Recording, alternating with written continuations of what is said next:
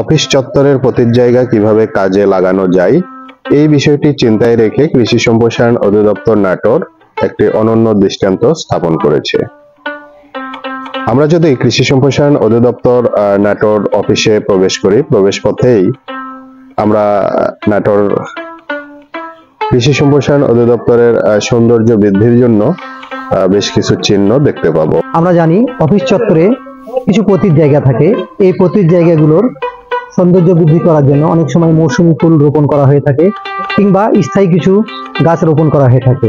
আমরা চাচ্ছি এই অফিস চত্বরের যে পতিত জায়গাগুলো আছে এগুলোকে সৌন্দর্য বৃদ্ধির পাশাপাশি কিভাবে সারা বছর ব্যাপী নিরাপদ শাকসবজি উৎপাদন করা যায়, এই জন্য কৃষি সম্প্রসারণ অধিদপ্তর উদ্যোগ নিয়েছে। আপনারা দেখতে পাচ্ছেন আমার পেছন দিকে আমরা কয়েকটা বেড করেছি।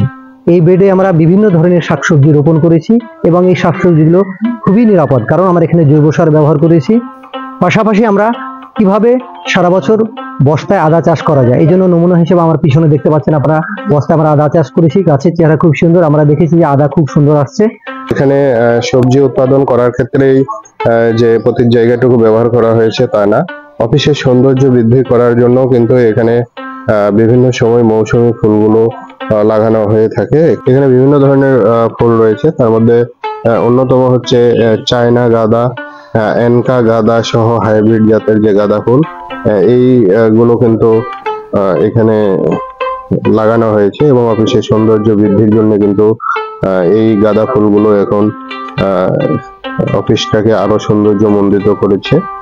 স্টার ফুল রয়েছে, চেহারা এখন পর্যন্ত ভালো রয়েছে।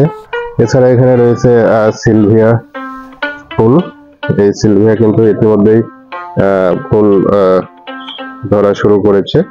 তো প্রতিনিয়ত এই কাজের তদারকি কিন্তু করে থাকেন উপপরিচালক কৃষি সম্প্রসারণ অধিদপ্তর নাটোর। তিনি কিন্তু সবসময় এখানে উপস্থিত থেকে নিয়মিতভাবে এই ফুল গাছের কি অবস্থা, এখানে সবজির কি অবস্থা, এই বিষয়গুলো কিন্তু নিয়মিত তদারকি করে থাকেন এবং অফিসের কর্মরত যারা রয়েছেন তাদেরকে নিয়ে কিন্তু নিজেই বাগানে সবসময় সময় কাটানোর চেষ্টা করেন, যাতে করে এই যে প্রদর্শনী মানুষের কাছে দর্শনীয় হয় এবং এটা একটা উদাহরণ হিসেবে সবার কাছে পরিচিতি লাভ করে। সেই জন্য কিন্তু তিনি নিজেই এটা সবসময় তদারকি করে থাকেন। বস্তায় আদা চাষের যে আদাগুলো সেটা কিন্তু অনেকটাই এখন কিন্তু পরিপূর্ণ হয়ে গেছে। এই আদাগুলো কিন্তু এখন হারভেস্টিং বা তোলার সময় এসছে।